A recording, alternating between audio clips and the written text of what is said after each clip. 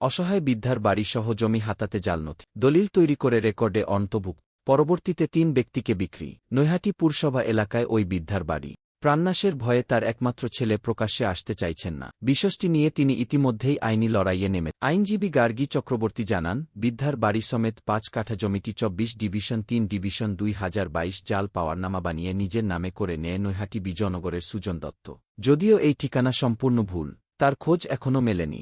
সেই ব্যক্তি ওই জমিটি ৩টি ভাগে ৩ জনের কাছে ওই বছরে বিক্রি করে দেয়। ক্রেতারা হলেন জয়ন্ত ঘোষ ১ কাঠা ৪ ছটাক, অপর্ণা সরকার ১ কাঠা ৪ ছটাক এবং নীলাদ্রি রায়কে ২ কাঠা ১ বর্গ।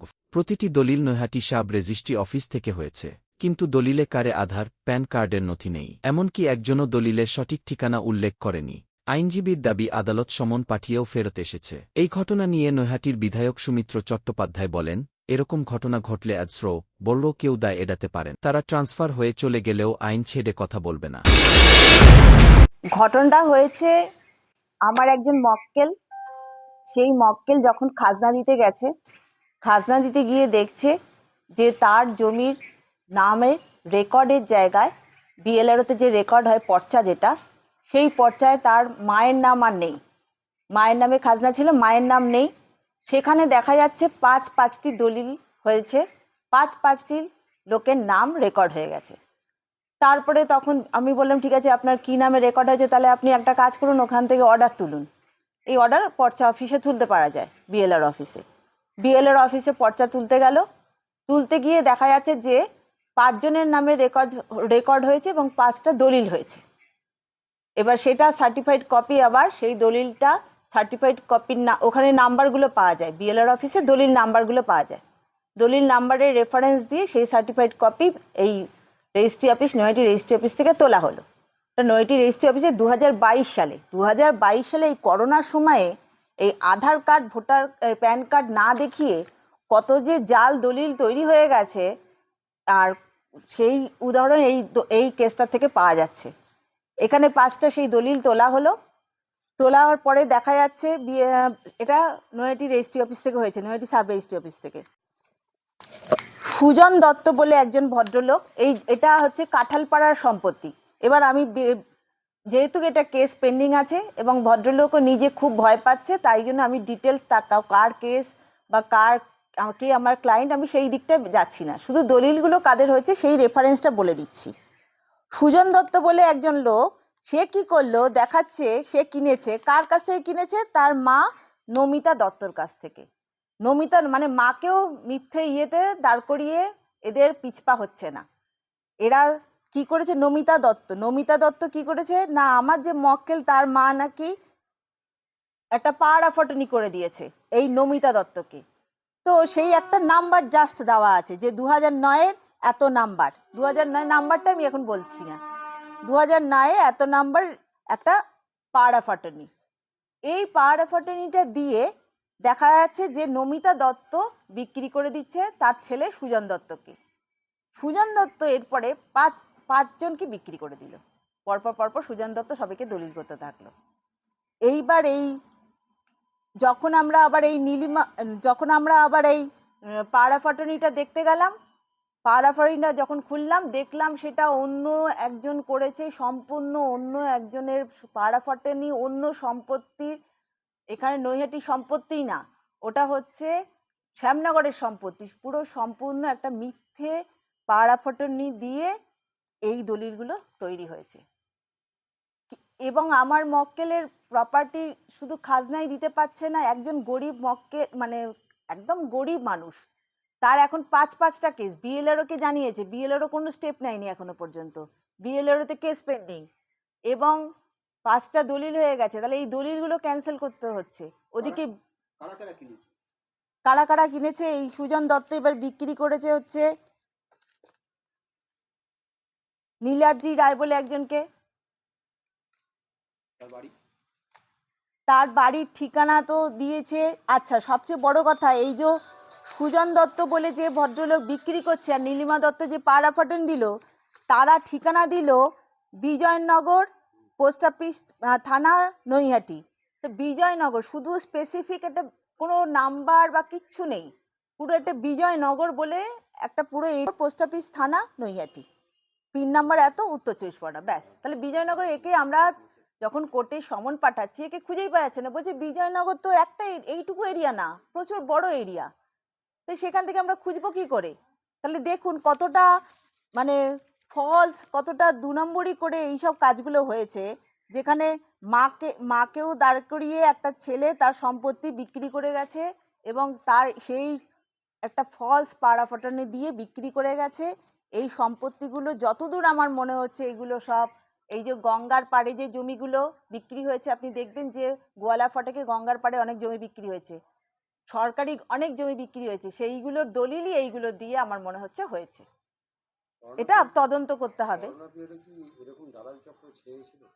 হ্যাঁ, করোনা পিরিয়ডে না, আমার মনে হয় যে এগুলো আরো আমার কাছে যে কেস আছে, আপনাকে পরে আমি আরো বলবো, আরো কেস আছে, সেই কেসগুলো অন্তত 17 সালের পর থেকে এগুলো হচ্ছে। 17 সালের পর থেকে বেশি করে হচ্ছে, 20, 21, 22, 23 এগুলো তো আরো বেশি হয়েছে। জমিটা 5 কাঠা সম্পত্তি। কারা কারা হচ্ছে বিক্রি করলো কাদের কাছে? সুজন দত্ত বিক্রি করলো নীলাদ্রি রায়, সেও দিল 3 নম্বর মধ্যপাড়া, পোস্ট অফিস থানা, নৈহাটি, একে একটা বিক্রি করলো।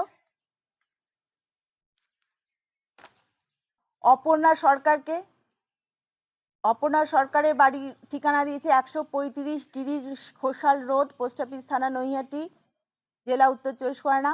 অপর্ণা সরকার স্বামী শম্ভু সরকার, তাকে বিক্রি করলো।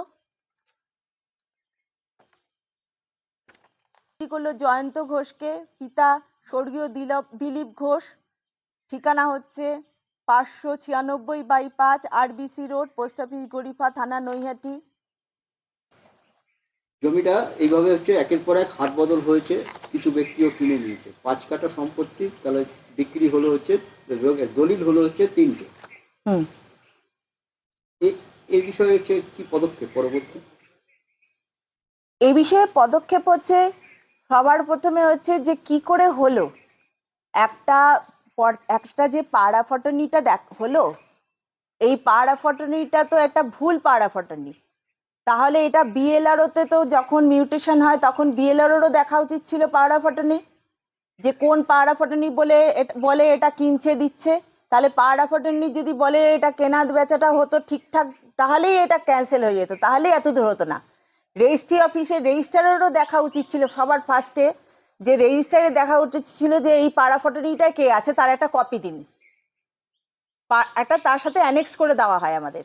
এখন যেটা রিসেন্ট এখন করছে এগুলো, যে পাড়া ফটনি যদি হয়ে থাকে সেই পাড়া ফটনির সাথে ওটা অ্যানেক্স করে দিচ্ছে যে কোন পাড়া। তাহলে সেই সময় এগুলো করেনি, সেই সময় কেন করেনি?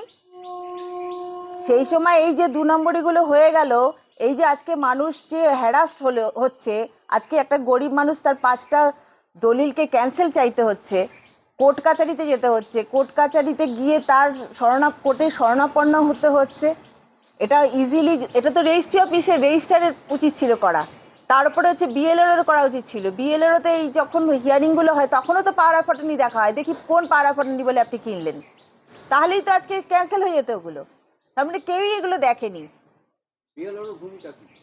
বিএলআরও ভূমিকা হচ্ছে, বিএলআরও পর্চা হয়, বিএলআরওতে পর্চা, এই যে আমি তো কখন গিয়ে জানলাম যে খাজনাটা দিতে গিয়ে তো জানলাম, খাজনাটা কারা করে? খাজনা করে পর্চা থেকে, আগে পর্চা হয়, পর্চার তারপরে হচ্ছে খাজনাটা হচ্ছে যেটা গভর্নমেন্টের ঘরে আমরা যে ট্যাক্সটা দিই সেটাকে খাজনা বলে। সেটা কোন রেসপেক্টে হয় না? পর্চার রেসপেক্টে হয়। তা যখন একটা সম্পত্তি কেনে, সেই সম্পত্তিটা 3টে ভাগে হয়, 3টে জিনিসের ওপর ডিপেন্ড করে একটা মালিকানা হয়। একটা হচ্ছে ফার্স্টে দলিল, তারপরে হচ্ছে পর্চা, আর একটা হচ্ছে ট্যাক্স, মিউনিসিপ্যাল ট্যাক্স। তাহলে এই 3টে হলে সম্পূর্ণ একটা সম্পত্তির মালিক হলাম। তাহলে যখন আমি একটা দলিল দিয়ে কিনলাম, কেনার পরে যখন পর্চাটা করতে যাই, তাহলে সেকেন্ড স্টেপ, সেই সেকেন্ড স্টেপ যখন গেল একটা লোক পর্চা করতে, তখনই তো তাকে বিএলআরও তো দেখবে যে আপনার পাড়া ফটনিটা দেখি। হ্যাঁ, বিএলআরও যুক্ত আছে, বিএলআরও কেটে দিতে পারতো। যদি দেখতে যে পাড়া ফটনিটাই ঠিক নেই, তাহলে তো উনিও বলে দিতে পারতো এটা ক্যান্সেল, এটা হবে না, উনি অন্তর্ভুক্ত করে দিল। রেজিস্ট্রি অফিসেও যুক্ত, বিএলআরও যুক্ত, এবং যারা এই দলিলগুলো করছে তারা তো যুক্তই। বিদ্যার বাড়ি, 5 কাঠা জমির বাড়ি 2022 সালে তিনি যখন খাজনা দিতে যান, যাকে দিয়েছে তার খাজনা নিচ্ছেন না, উনি বলছেন যে এটা তো হচ্ছে ফেল হয়ে গেছে। রেকর্ডে এসে দেখা যাচ্ছে যে অন্য একজন ব্যক্তির নাম, এবং সেটা থেকে তিনখানা আবার হচ্ছে জমি বেরিয়ে ফেল হয়ে গেছে, মানে ওই 5 কাঠার মধ্যে। 5 কাঠা থেকে। এবং যে তিনজনকে বিক্রি করা হয়েছে তাদের অ্যাড্রেস গুলো হচ্ছে সব নৈহাটি, আচ্ছা। কাউকেই হচ্ছে পাওয়া যাচ্ছে না। মানে যে কিনেছে তা কাউকে পাওয়া যাচ্ছে না। না, যে তিনটে প্লটকে হচ্ছে দলিল বানানো হয়েছে তাদের একজনকেও পাওয়া যাচ্ছে না। হুম। অথচ জমিটি পাওয়ার নামা নিয়েছে সুজন দত্ত বলে একজন, বিজয়নগর নৈহাটি, কিন্তু তার কত নম্বর বিজয়নগর সেরকম কিছু নেই, হ্যাঁ। তাকেও খুঁজে পাওয়া যাচ্ছে না। এটা যথারীতি আইনি লড়াইয়ের হচ্ছে মধ্যে দিয়ে অসহায় ব্যক্তি একজন অ্যাডভোকেট তাকে সহযোগিতা করে, এবং সেখানে এগিয়ে নৈহাটি আর বিএলএল আরও 3 মাসের মধ্যে হচ্ছে ওটা রেকর্ডে অন্তর্ভুক্ত করে দেয়, মানে কেসটা হবার পরে। কেসটা হওয়ার পর। আপনি আমাকে তথ্যগুলো ক্লিয়ারলি দিন, কারণ কোনো সাবজুডিস ম্যাটার হলে, আমি নিজেও তো সরকারি চাকরি করেছি, সেখানে কোনো অ্যাকশন নেওয়া যায় না until court gives the decision. ওনারা যদি এটা করে থাকেন তাহলে ঘোরতর অন্যায় করেছেন। আমাকে একটু পেপারস গুলো দিতে হবে, তাহলে আমার তরফ থেকে যেটুকু করার সেগুলো আমি কনসার্ন ডিপার্টমেন্টকেও জানাবো, এবং যিনি এডিএসআর আছেন আর বিএলএলআরও আছেন, action will be taken against them, because sub judice ম্যাটারে আমরা সরকারি অফিসাররা কখনো কোনো অ্যাকশন নিতে পারি না।